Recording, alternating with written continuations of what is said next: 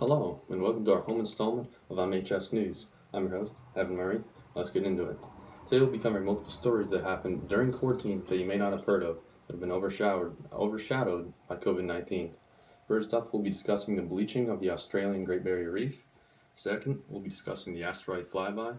And third, the deadly locust swarms that have destroyed acres and acres of crops.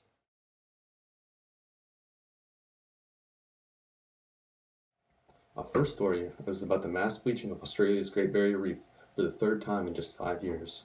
Last Thursday, scientists reported warm waters have bleached large portions of Australia's Great Barrier Reef, making it the third time in 5 years that global warming has threatened one of the world's most important ecosystems.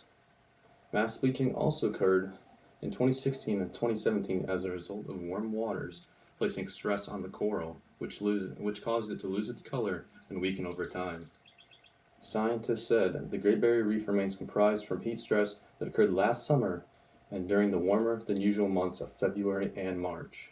The Great Barrier Reef is one of the largest coral reef systems and supports thousands of species.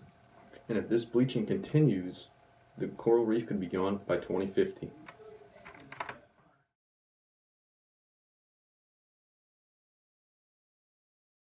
Our second story for today is about a close asteroid flyby in late April.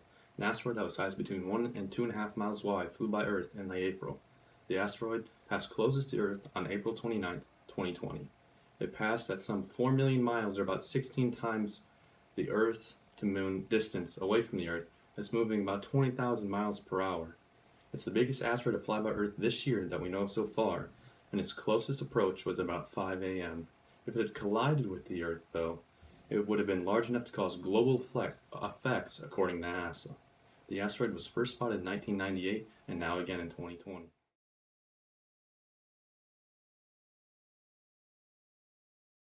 Our final story for our update is about our locust infestation in Africa and surrounding areas.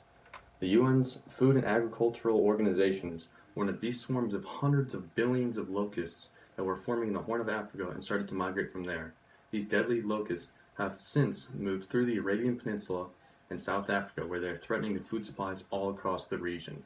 The outbreak is the worst that it's been in 70 years in Kenya, and the worst it's been in 25 years in Ethiopia and India.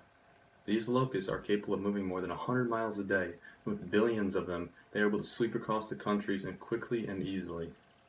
As we know, as of now, it is a race against time, because the UN agencies say that if we are unable to contain the breeding, it could come with catastrophic consequences and lead to the next great plague.